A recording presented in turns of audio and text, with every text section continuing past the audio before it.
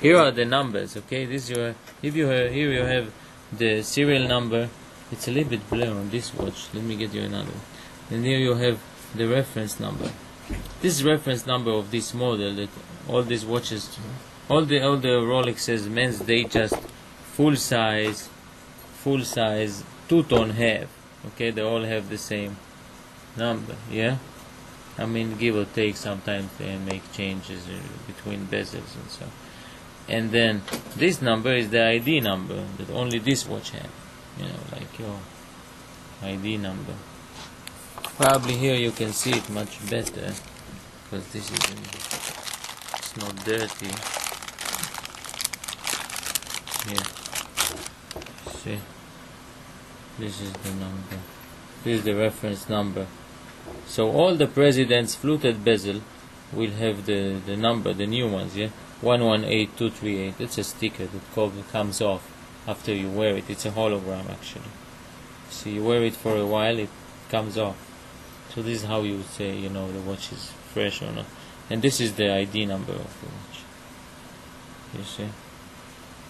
Okay, all the oysters are the same. They have oyster case. Like these are Rolex invention, as you know, was the waterproof. Okay. Also the crown, the twin lock crown, but waterproof. So when they made this first shape, they call it the oyster because it's also go under the water and also looks like an oyster, you know. And so how you open it, all the same way. All the oysters have the same technique. Take the picture of this Rolex equipment. You open it. When it opens,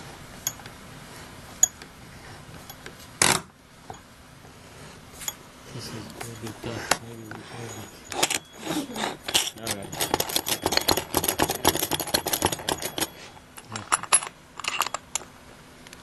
This is how it goes. Two parts of this case.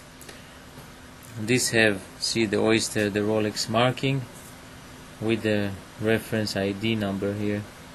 For all these models, same model 16000, so it can be, and then it gives you the Rolex marks. Yeah, and then here you have the gasket. This is the rubber that comes on when you lock it. When you close it, gets tight. It gets waterproof. Okay, you don't need to put it under or whatever. You know, people say you put gas in it. No, this is all baloney. It's only a screw with a. And then this is how the Rolex movement look. You cannot copy that, you know. This is how the Rolex movement look. It tells you here the movement number, the reference movement number. It has these two colors, this model. You see that? That's how it always look. It doesn't say anything here. Some of these copy, you see it says here Rolex, and you have a see-through back with the glass here in the back. But no, when you see a glass see-through back, you know it's a fake. You know, Rolex never made a see-through back. And so, and some of the models on the men's, let's say on the seat wheeler, it says something. It's a Rolex patent. Or in the ladies, it says. Some of them say something, but most of the men, it doesn't say anything. You see, it doesn't say anything on most of the men. So here, show you. The men doesn't say anything. On ladies, some of them it says. This one it doesn't. This is the quick sapphire. This older one it says. It says registered design stainless steel. See? Okay. Here is a man. It doesn't say anything. You have three stamps on the gold. This is a very old one. Have only one. But on the newer ones you have three stamps. You see the marking of the gold saying 18 karat, another gold marking, Swiss, you know, each country have different marking, and here it says 18 karat just in letters, numbers and letters. This is a dog. This is a, how you say, the two weights, like two weights, the old, I'll show it to you later. This is the markings. But it varies, it differs within the years. In the old days, this is now a dog. In the old days, it used to be, in the 14 karat, it's a swan. you know, so you have it's a head of a Caesar in the until the 2000s. In the 2000 and up, you have a head of a dog here. This small thing. It all depends on the country how they want to mark there. So this is the movement. You see, once you open the watch, you see that, you know, that's the Rolex thing. Nobody else has one of those that move around. Look, that looks. They have all the. This is also Rolex invention, the Perpetua. This is the rotor. Is that the self-winding mechanism? This is the rotor that when you move, it moves.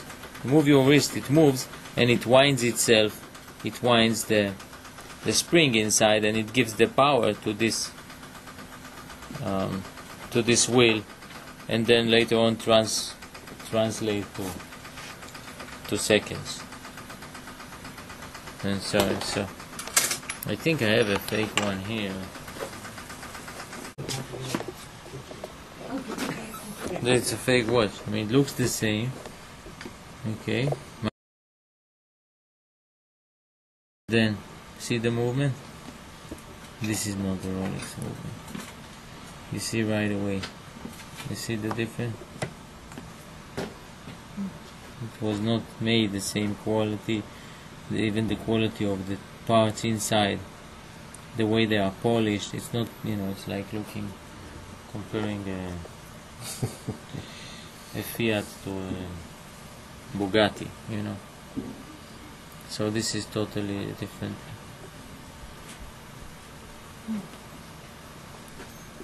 So once you open, you see the movement. It seems like you still need to see, you know, this in person. I mean, not in person. You to be familiar with it. You have to see it to be familiar. To be familiar with it. You see? That looks like a really fine, you know, piece of there's the top machinery. The fake one seems to have some markings on the back. Yeah, it's probably saying that you indicated wouldn't be 28 jewelers. Yeah. What does it say, all that stuff? 28 joules, whatever. Then they never say that, right?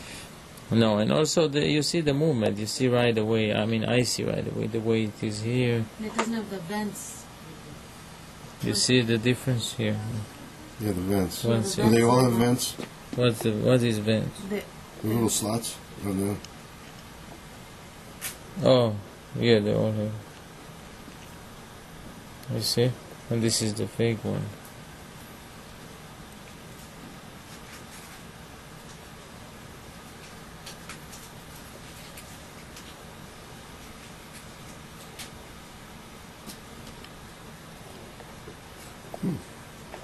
You have to get that started by hand just a little bit before you set it back in the...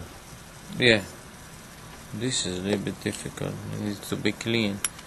But, yeah. You don't want to tighten it right back.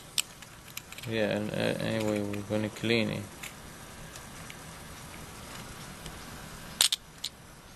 We'll do it later.